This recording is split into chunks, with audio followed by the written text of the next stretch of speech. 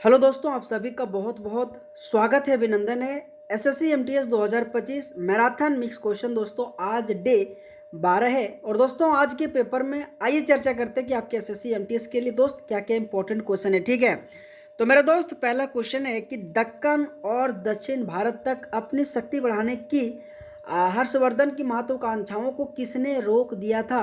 ये दोस्त बहुत इंपॉर्टेंट क्वेश्चन है और हमेशा आपके एसएससी में हर्षवर्धन से संबंधित दोस्त क्वेश्चन पूछा जाता है ना। तो दोस्त अगर मैं इस क्वेश्चन का आंसर की बात करूं तो पुलकेशिन द्वितीय इस क्वेश्चन का राइट आंसर आ जाएगा। ठीक है, मैं पुनः पढ़ रहा हूं दोस्तों कि दक्कन और दक्षिण भारत तक अपनी शक्ति बढ़ाने की हर्षवर्धन की महत्वाकांक्षाओं को किसने रोक दिया था। तो पुलकेशिन द्वितीय इस क्वेश्चन का राइट आंसर आ जाएगा। लेकिन दोस्त इस क्वेश्चन के माध्यम से हर्षवर्धन से संबंधित इंपॉर्टेंट फैक्ट जो अब तक दोस्तों आपके एसएससी एग्जाम में पूछा गया है, आइए दोस्तों चर्चा करते हैं। सबसे पहले दोस्तों हर्षवर्धन का अगर मैं शासन की बात करूं तो ये 606 ईस्वी से लेकर 647 ईस्वी तक इन्होंने शासन किया था। अगर मैं कहूं कि हर्षवर्धन कौन से वंश से संबंधित था तो पुष्यवृत्ति वंश से संबंधित है और इसी वंश को दोस्तों वर्धन वंश के रूप में भी जाना जाता था। अगर मैं कहूँ इनकी राजधानी कहाँ थी तो दोस्त कन्नौज थी, जो आप सबको याद रखनी। कई बार क्वेश्चन पूछा जाता है कि हर्षवर्धन की राजधानी कहाँ थी, तो कन्नौज थी, है ना। अच्छा, अगर मैं कहूँ दोस्तों कि हर्षवर्धन के समय उनके शासनकाल के दौरान कौन से दोस्तों चीनी यात्री आए था, तो दोस्त बहुत इंपॉर्टेंट है, आपके हैंड स्वांग आया था, जो आप सबको याद रखनी है ना। अच्छा, हर्षवर्धन को दक्षिण भारत के चालुक्य राजा पुलकेशिन द्वितीय से हार का सामना करना पड़ा था, जो दोस्त क्वेश्चन पूछा गया था ना।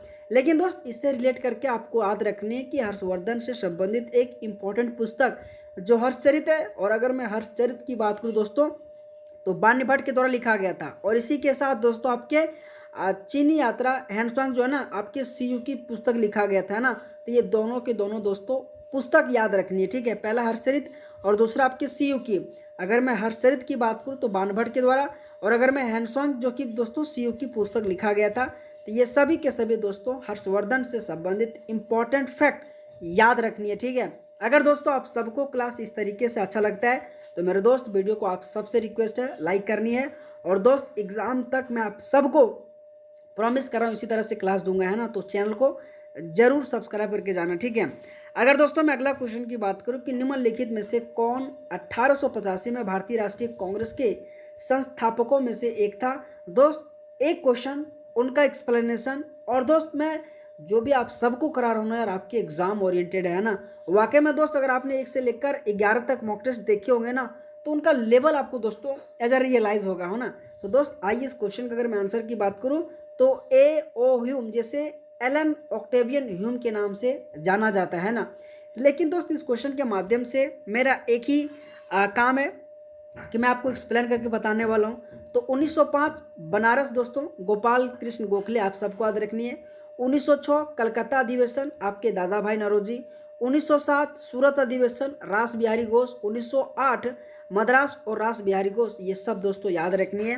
लेकिन दोस्त इससे भी ज़्यादा इंपॉर्टेंट 1916 बहुत इंपॉर्टेंट है, आपके मजूमदार साहब जी था। इसी तरह से दोस्तों 1924 दोस्तों महात्मा गांधी। 1900 अगर मैं 25 की बात करूँ दोस्तों, कानपुर से आपके सरोजिनी नायडू हुआ था। फिर जाके दोस्तों आपके 1938 और आपके 1939 बहुत इंपॉर्टेंट है, हमेशा हमेशा क्वेश्चन पूछा जाता है, जो सुभाष चंद्र बोस से संबंधित है ना। तो ये सभी के सभी पॉइंट दोस्तों आप सभी को याद रखनी है। ठीक है, साथ ही का अगला क्वेश्चन जाने से पहले एक छोटा सा इन्फॉर्मेशन है। एसएससी एमटीएस 2025 के लिए सब्जेक्ट वाइज और टॉपिक वाइज करके दोस्त एक ई बुक बनाया हूँ। अगर दोस्तों आपको एसएससी न्यू पैटर्न पे आधारित अगर दोस्तों प्रैक्टिस करनी है तो दोस्त ये बहुत ही रामबाण साबित होने वाला है। ठीक है, तो दोस्त आपका बहुत बहुत स्वागत है, इस व्हाट्सअप नंबर के माध्यम से जुड़िएगा। मैं पुनः कह रहा हूँ दोस्त, अगर आपको दोनों ये लेना है कॉम्बो तो मात्र 51 रुपया लगेगा। ठीक है, तो 7856897115 इस व्हाट्सअप नंबर के माध्यम से जुड़िएगा। दोस्तों ये बाइलिंगुअल कंटेंट है दोस्त, आप ये देख सकते हैं। ऐसे ही दोस्तों आपको क्वेश्चन वहाँ पे दिया गया, तो आपकी बार एसएससी एमटीएस पर इस व्हाट्सएप नंबर के माध्यम से जरूर जुड़िएगा, है ना। अगला क्वेश्चन दोस्तों कि the blue umbrella, the cherry tree, the hidden Paul किस लेखक द्वारा लिखे गए उपन्यास है। दोस्त अगर द ब्लू अम्ब्रेला आपने कभी किताब का नाम सुने होंगे कि किसके द्वारा लिखा गया, तो इस क्वेश्चन का आंसर आप इजीली दे सकते हैं ना। तो रस्किन बॉन्ड के द्वारा ही दोस्तों ये तीनों पुस्तक लिखा गया था, जो आप सबको याद रखनी है। मैं पुनः कह रहा हूँ दोस्त, ये सभी के सभी इंपॉर्टेंट क्वेश्चन आप सबको याद रखनी है। लेकिन दोस्त इस क्वेश्चन के माध्यम से कुछ इंपॉर्टेंट पुस्तक के नाम, जैसे कि रस्किन बॉन्ड के और भी पुस्तक कौन कौन सा है, तो the room on the roof बहुत इंपॉर्टेंट है, अ फ्लाइट ऑफ पिजन्स ये भी बहुत इंपॉर्टेंट है, द ब्लू अम्ब्रेला बहुत इंपॉर्टेंट है, our trees still grow in Dehra, और इसी के साथ दोस्तों रोड्स टू मसूरी। ये जितने भी दोस्तों मैं रस्किन बॉन्ड से संबंधित पुस्तक का नाम जो लाया हूँ ना, आप दोस्त एसएससी एमटीएस एसएससी में जाके छानबीन कर लो, आपके एग्जाम में कई कई बार दोस्तों ये क्वेश्चन पूछा गया था, है ना। इसी के साथ दोस्तों अगर मैं चेतन भगत से बात करूँ दोस्तों, 5 पॉइंट समवन मोस्ट इंपॉर्टेंट है, वन नाइट मोस्ट इंपॉर्टेंट है, इसी के साथ 3 मिस्टेक ऑफ माई लाइफ ये भी मोस्ट इंपॉर्टेंट है, रेवोल्यूशन 2020 ये भी बहुत इंपॉर्टेंट है, वन इंडियन गर्ल ये भी दोस्तों चेतन भगत से संबंधित बहुत इंपॉर्टेंट है, आप सबको दोस्तों याद रखनी है। अगर मैं अरुंधति राय से संबंधित बात करूँ तो the God of small thing बहुत इंपॉर्टेंट है, और the God of small things के लिए दोस्तों उसे 1997 में बुकर पुरस्कार से सम्मानित किया गया था, जो आप सबको याद रखनी है ना। अच्छा, इसी के साथ दोस्तों the ministry of utmost happiness ये भी दोस्तों आपके अरुंधति राय के द्वारा लिखा गया पुस्तक है ना। तो ये सभी के सभी दोस्तों आप सबको याद रखनी है। मैं पुनः कह रहा हूँ दोस्त, अगर आप इस चैनल पे नए हैं और अगर मेरे पढ़ाने का तौर तरीका आपको अच्छा लग रहा है तो दोस्त चैनल को कम से कम यार सब्सक्राइब जरूर करके जाना, ठीक है। अगला अगर मैं क्वेश्चन की बात करूँ कि तिब्बत में किस नदी को लांगचेन खम्बाब के नाम से जाना जाता है, दोस्त इस क्वेश्चन के माध्यम से अभी जितने भी हमारे चाहे हिमाचल प्रदेश हो, चाहे तिब्बत हो, या फिर दोस्तों जब हमारे नदियाँ ऐसे ऐसे स्टेट जब जाता तो कौन से नाम से जाना जाता है, मैं दोस्तों इस क्लास के माध्यम से क्वेश्चन के माध्यम से रिवीजन करा दूंगा, है ना। तो सबसे पहले दोस्तों आप सबको याद रखनी कि सतलज जो है ना, सतलज नदी जब तिब्बत में जाती है ना तो उसे लांगचेन खम्बा के नाम से जाना जाता है। लेकिन दोस्तों आइए सबसे पहले जब गंगा नदी जब बांग्लादेश प्रवेश करता है तो उसे क्या कहा जाता है, तो पद्मा कहा जाता है। आप सबको मैं लिख के दे रहा हूँ, आपके एग्जाम के लिए बहुत इंपॉर्टेंट है। इसी के साथ दोस्तों ब्रह्मपुत्र नदी जब तिब्बत में जाता तो उसे आरलुंग तसंगपो कहा जाता है। अच्छा, जब ब्रह्मपुत्र नदी अरुणाचल प्रदेश जाता तो उसे सियांग के नाम से जाना जाता है या फिर दिहांग के नाम से जाना जाता है। और वही दोस्त ब्रह्मपुत्र नदी जब बांग्लादेश जाता है ना तो जमुना के नाम से जाना जाता है। ये एक क्वेश्चन 3 से हमेशा क्वेश्चन पूछा जाता है। पहला पूछता है कि जब ब्रह्मपुत्र नदी तिब्बत जाता है तो कौन से नाम से जाना जाता है, तो आरलुंग तसंगपो। अच्छा, ब्रह्मपुत्र नदी जब अरुणाचल प्रदेश जाता है तो कौन से नाम से जाना जाता है, तो सियांग या दिहांग के नाम से। और ब्रह्मपुत्र नदी जब बांग्लादेश जाता है तो उसे जमुना नदी के नाम से जाना जाता है। तो ये सभी के सभी दोस्त पॉइंट याद रखिएगा, आपके एग्जाम के लिए बहुत इंपॉर्टेंट है ना। अगर दोस्तों मैं अगला क्वेश्चन की बात करूँ कि चकायुर कूथू एक लोक नृत्य शैली है जिसमें पूरी कहानी एक ही कलाकार द्वारा प्रस्तुत की जाती है, यह मुख्य रूप से किस राज्य से संबंधित है। दोस्तों आप सबको इस क्लास का पीडीएफ चाहिए तो जोश एग्जाम मैग्नेट टेलीग्राम चैनल में दोस्तों जुड़िएगा, वहाँ पे इस क्लास का पीडीएफ मैं अपलोड कर दूंगा, एक बार रिवीजन जरूर कर लेना, ठीक है। और दोस्तों हमेशा हर दिन 6 बजे मैं 6 PM को दोस्त इस क्लास को अपलोड करता हूँ, आके जरूर देखिएगा। बहुत अच्छे बहुत सिस्टमेटिक तरीके से दोस्त मैं आप सबको एक्सप्लेन करा के पढ़ा रहा हूँ, ठीक है। तो दोस्त अगर मैं बात करूँ कि चाक्यार कूथू जो दोस्तों आपके केरल से संबंधित एक प्रकार से नृत्य शैली है ना, जो दोस्तों आप सबको याद रखनी है। अगर दोस्तों मैं इंग्लिश पढ़ूँ ना तो Chakyar Koothu is a folk dance from where the whole story is presented by a single artist, it belongs mainly to which state, तो दोस्त केरल आ जाएगा। लेकिन दोस्तों इस क्वेश्चन के माध्यम से और भी जितने भी ऑप्शन में दिया गया आपके केरल से संबंधित कथकली, मोहिनीअट्टम, थेय्यम, ओटम थुल्ला, आपके तिरुवाथिरकली और इसी के साथ चविटू नाट्यम, ये सभी के सभी केरल से संबंधित बहुत इंपॉर्टेंट लोक नृत्य है जो आप सबको याद रखनी है। तमिलनाडु से संबंधित करगम, ओयलट्टम, मयिलट्टम, इसी के साथ दोस्तों कुथिरई आ जाएगा, थेरुकुथु आ जाएगा, ये सभी के नाम आप सबको याद रखनी है। आंध्र प्रदेश से संबंधित दोस्तों कुचिपुड़ी, आपके भाम कल्पम आ जाएगा, वीर नाट्यम आ जाएगा, पुट्टा बोमालू आ जाएगा, ढिमसा आ जाएगा, दप्पू आ जाएगा, है ना, कोलाटम आ जाएगा, लंबाड़ी आ जाएगा, इसी के साथ पोनालू आ जाएगा, बथुकम्बा आ जाएगा, ये सभी के सभी दोस्त आपके आंध्र प्रदेश से संबंधित है। अगर मैं कर्नाटका से बात करूँ तो अचगान, डोलू कुनिथा, इसी के साथ वीरगासे आ जाएगा, भूत आराधना आ जाएगा, सुगी आ जाएगा, कुनिथा आ जाएगा। तो दोस्त ये सभी के सभी जितने भी दोस्त में क्वेश्चन के अलावा अन्य पीपीटी के माध्यम से दोस्तों एक्सप्लेन करके पढ़ा रहा हूँ ना, आप सबको दोस्तों याद रखनी है, आपके एग्जाम के लिए बहुत इंपॉर्टेंट है ना। अगर दोस्तों मैं अगला क्वेश्चन की बात करूं कि यदि किसी भारतीय नागरिक को उसकी जाति के कारण सार्वजनिक स्थान पर प्रवेश से वंचित किया जाता है तो उसे किस मौलिक अधिकार से वंचित किया गया है। दोस्तों ये क्वेश्चन बहुत इंपॉर्टेंट है और आप सबको याद रखनी है कि हमारे संविधान में 6 मौलिक अधिकार दिया गया है ना, जिसमें से स्वतंत्रता का अधिकार है, समानता का अधिकार है, संवैधानिक उपचारों का अधिकार है, स्वतंत्रता की अभिव्यक्ति का अधिकार है। दोस्तों क्वेश्चन नंबर अगर आप 6 पढ़े होंगे ना तो दोस्त जाति वंचित के आधार पर आप आर्टिकल 15 देख सकते हो कि आर्टिकल 15 किस में अधिकार है। दोस्त समानता का अधिकार भाई यार किसमें ये सोचता है, देखो सबसे पहले स्वतंत्रता की अभिव्यक्ति नहीं दोस्त, संवैधानिक उपचारों का नहीं दोस्त, स्वतंत्रता का अधिकार नहीं दोस्त, समानता का अधिकार। आप इस क्वेश्चन का आंसर रिलेट करके लगा सकते हैं, ठीक है।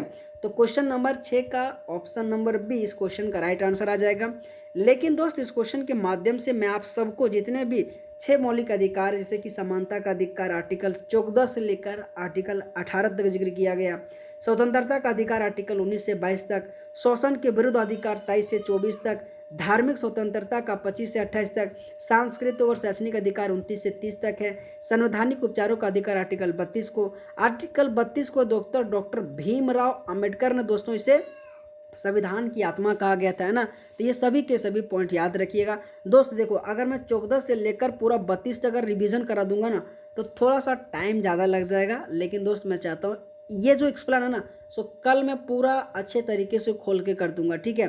जिसमें से 14 को विधि के समक्ष समानता एवं समान संरक्षण के बारे में कहा गया है, 15 जाति धर्म लिंग आधार पर, 16 दोस्तों लोक नियोजन में समानता, 17 में स्पष्टता, 18 में उपाधिकांत, 19 में अभिव्यक्त करने की स्वतंत्रता, 20 में आपके दोस्त सिद्धि से संरक्षण, 21 दोस्तों आपके आजीवन जीने का अधिकार है, 22 में गिरफ्तारी के सबल संरक्षण, 23 में दोस्तों आपके मानव दुर्व्यापार एवं बलात्कार के बारे में, 24 में कहा गया दोस्तों कि जितने भी 14 साल से कम उम्र के बच्चे उसे कारखाने इसमें काम नहीं करानी है।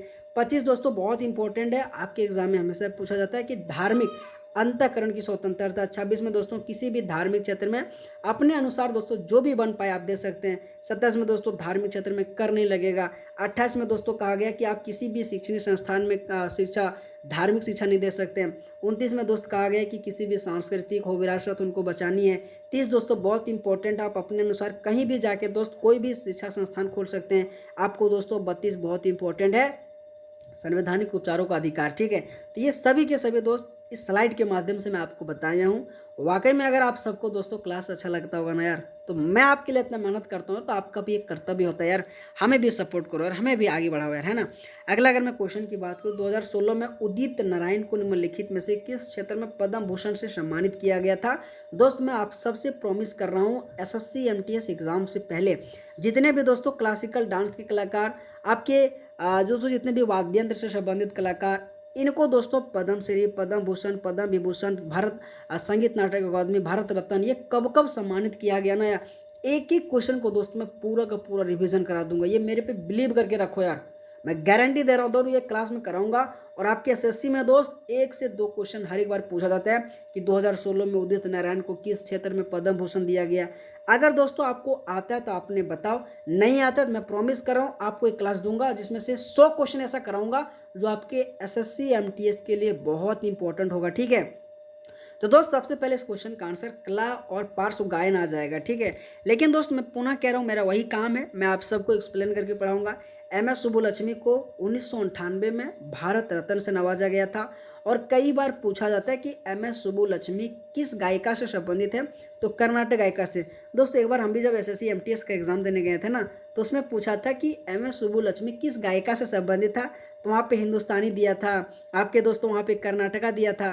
तो रियलिटी बताऊँ दोस्त, मैं जब गया था ना उस समय हिंदुस्तानी मार के आया था, लेकिन गलत हो गया था। तो भाई कोई नहीं, मैं भी उस समय नए नए फील्ड में उतरा था तो मेरे से भी गलती होता है, लेकिन दोस्त मुझे जीवन भर याद रहता है, जो मैंने कभी गलती कर देता हूँ ना वो मुझे जीवन भर याद रहता है। तो कभी हिंदुस्तानी में नहीं मारता, कर्नाटक मुझे आज उसी दिन हो गया था कि भाई तूने गलत किया ये क्वेश्चन, ठीक है, कर्नाटका से मारनी है। तो आप सबको भी मैं वही कह रहा हूँ, जीवन में गलत करो बट पुनः उसको दोहराना मत, ये अपने आप से प्रॉमिस रखना है, ठीक है। तो MS सुब्बुलक्ष्मी कर्नाटक गायक से संबंधित है और उसे 1998 में भारत रत्न से सम्मानित किया गया था। पंडित रविशंकर सितार वादक से संबंधित है और 1999 में से भारत रत्न से सम्मानित किया गया था। लता मंगेशकर गायिका से संबंधित है, 2001 में से भारत रत्न से सम्मानित किया गया था। बिस्मिल्लाह खां शहनाई वादक है और इसे 2001 में भारत रत्न दिया गया था। पंडित भीमसेन जोशी हिंदुस्तानी शास्त्रीय संगीत गायक है और इसे 2009 में भारत रत्न से नवाजा गया। भूपेन हजारिका संगीतकार है, लेखक है, गायक है और इसे 2019 में भारत रत्न से नवाजा गया था। ये दोस्त जितने भी मैं आप सबको 6 नाम लेकर आया हूँ ना, 6 के 6 वो आपके SSC MTS के लिए, आपके SSC के लिए, आपके रेलवे के लिए मोस्ट रिपीटेड और कई कई बार दोस्तों आपके एग्जाम में ये क्वेश्चन पूछा गया है ना, तो आप सबको दोस्तों याद रखनी है। अगला अगर मैं क्वेश्चन की बात करूँ दोस्तों कि कल्याण सुंदरम पिल्लई को 1999 में संगीत नाटक अकादमी पुरस्कार किस नृत्य शैली में योगदान के लिए मिला था। मैं दोस्तों बार बार कह रहा हूँ, इस तरीके से क्वेश्चन जब आपके एग्जाम में आता है ना यार, तो मैं 90% कह रहा हूँ आंसर गलत करके आता है या फिर क्वेश्चन स्किप करके आता है। लेकिन दोस्त मैं एक क्लास दूंगा जिसमें से 100 क्वेश्चन मैं छांटूंगा और 100 के 100 क्वेश्चन दोस्त आपके SSC MTS के लिए बहुत इंपॉर्टेंट होगा। इसके लिए दोस्तों आपको टाइम वेट करना होगा, मैं पुनः कह रहा हूँ, ठीक है, उस पर काम चल रहा है, बस आपको चैनल को सब्सक्राइब करके जानिए।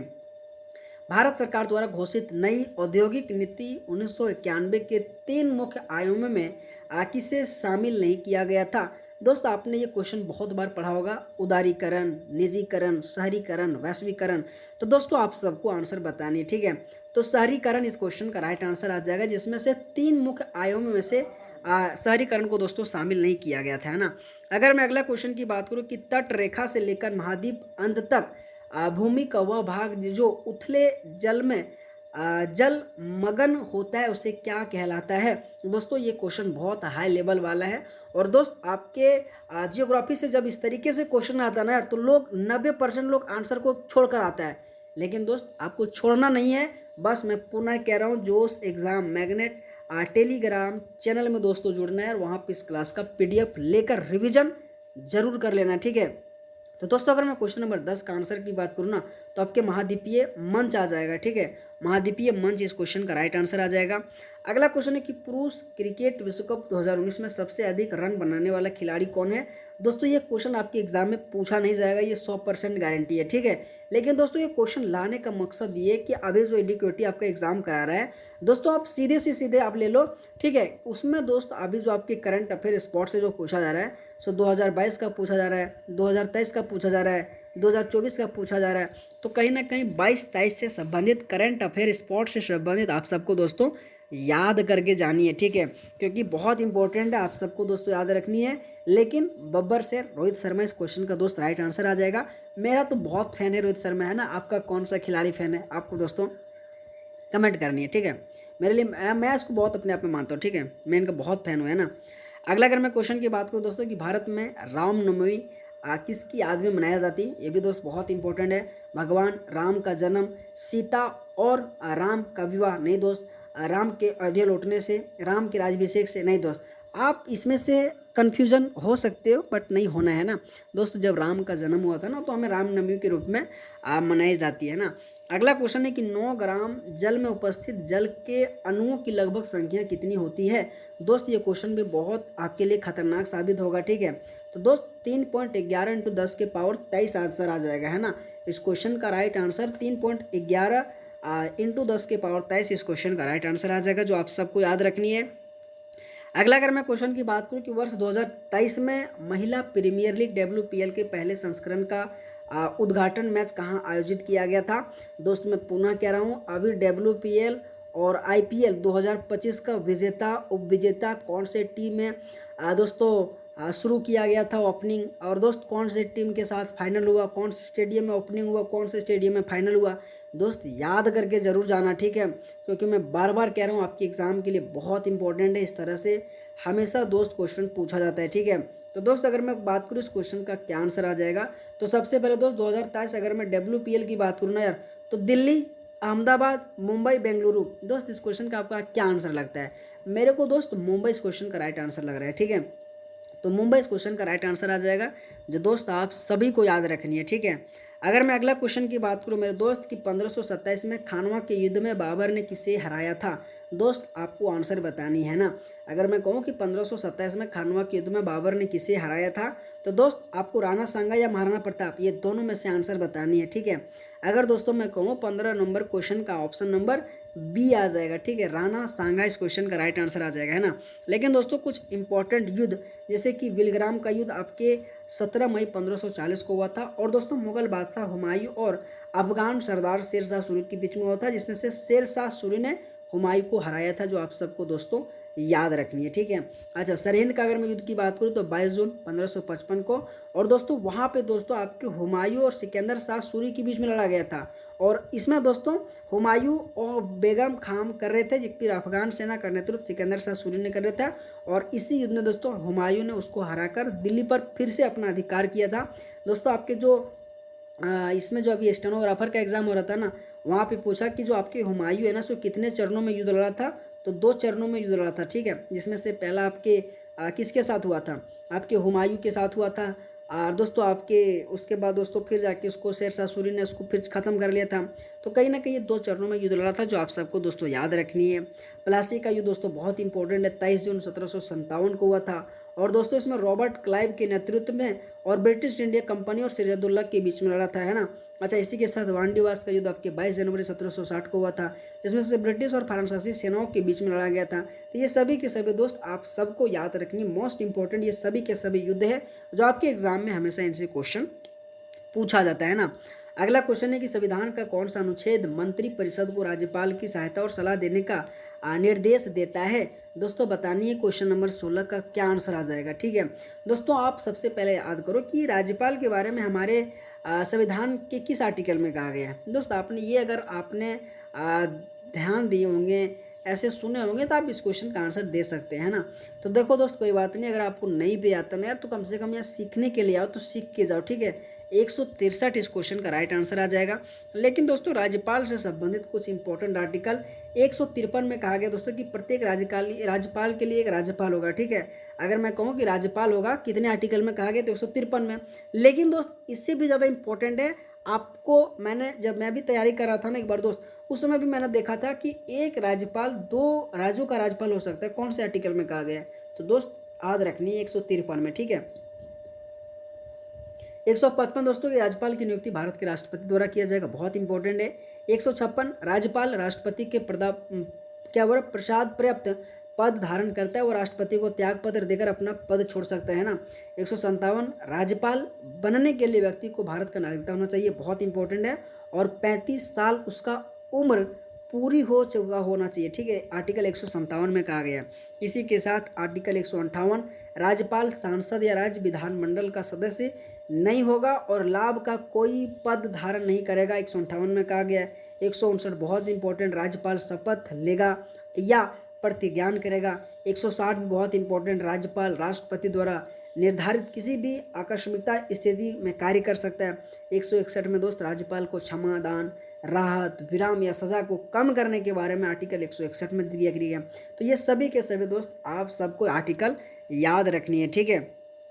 अगर मैं अगला क्वेश्चन की बात करूं कि आपके खान और खनिज अनुविकास और विनियम संशोधन विधेयक 2023 के अनुसार कितने खनिजों को परमाणु खनिज के सूची से हटा दिया गया है। दोस्तों आपको बतानी है क्वेश्चन नंबर 17 का क्या आंसर आ जाएगा, तो 6 इस क्वेश्चन का राइट आंसर आ जाएगा, ठीक है। अगला अगर मैं क्वेश्चन की बात करूं कि राष्ट्रीय प्रोफिलैक्सिस कार्यक्रम 1970 किस यानी पोषण संबंधी कमी से होने वाली चिकित्सीय स्थिति से निपटने के लिए शुरू किया गया है। दोस्तों बताने क्वेश्चन नंबर 18 का क्या आंसर आ जाएगा। तो दोस्त जब इस तरीके से क्वेश्चन आता है ना यार, तो लोग अक्सर गलत करके आता है, ठीक है। लेकिन दोस्त मैं पुनः कह रहा हूँ, नहीं आता है कोई बात नहीं, सीखने के लिए आओ, ठीक है। तो गंडमाला इस क्वेश्चन का दोस्त राइट आंसर आ जाएगा। अगला क्वेश्चन है कि बाल गंगाधर तिलक को ने किसे भारत का हीरा कहा गया था। तो दोस्त गोपाल कृष्ण गोखले इस क्वेश्चन का राइट आंसर आ जाएगा। दोस्त अगला क्वेश्चन है कि भारत का पहला बजट कब प्रस्तुत किया गया था। दोस्त 1860 में लॉर्ड कैनिंग के द्वारा दोस्तों बजट पहले बार पेश किया गया था, है ना। आप सबको याद रखनी है कि भारत का पहला बजट कब प्रस्तुत किया गया था, तो 1860 आपके लॉर्ड कैनिंग के समय हुआ था। अगला अगर मैं क्वेश्चन की बात करूं कि बौद्ध वास्तुकला के संदर्भ में निम्नलिखित में से कौन सा स्टेटमेंट सही है। दोस्तों आपको बताना है इस क्वेश्चन का क्या आंसर आ जाएगा, ठीक है। जिसमें से आपके दिया गया 3 स्टेटमेंट कि उद्देशिका स्तूप एक स्मारक के रूप में बनाया जा सकता है। दोस्त ये सही बोल रखा है। अच्छा दोस्त, अगर मैं बात करूँ कि परिभोगिका स्तूप में बुद्ध के दफन किए गए शारीरिक अवशेष थे, तो दोस्तों ये दोनों के दोनों सही है, लेकिन आपके भरूच स्तूप उत्तर प्रदेश में, ये दोस्त आपके गलत है, ठीक है। तो इस क्वेश्चन का अगर मैं आंसर की बात करूँ मेरे दोस्त, तो ऑप्शन नंबर ये जो कि करेक्ट आ जाएगा, ठीक है। अगला क्वेश्चन है कि गोल्जी कॉम्प्लेक्स के आसपास के कोशिका द्रव क्षेत्र में कोई कोशिका अंगक नहीं होता है, इस क्षेत्र को क्या कहा जाता है। दोस्त आपको बताना है इस क्वेश्चन का क्या आंसर आ जाएगा, ठीक है। तो अपवर्जन क्षेत्र इस क्वेश्चन का राइट आंसर आ जाएगा।